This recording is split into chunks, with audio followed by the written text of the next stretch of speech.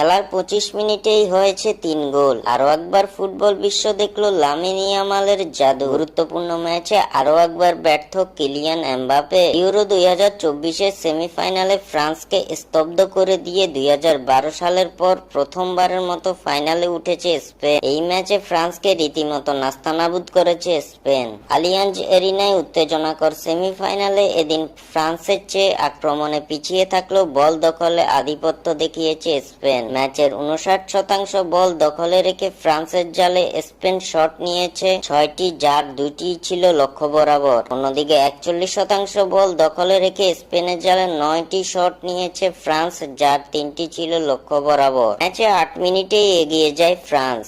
Kylian এমবাপের cross থেকে হেডে গোল করে দলকে লিড এনে দেন কোলো মুয়ানি। তবে সেই লিড বেশিক্ষণ ধরে রাখতে পারেনি তারা। লামিন ইয়ামালের ড্রিবলের কাছে পরাস্ত হয়েছে ফ্রান্সের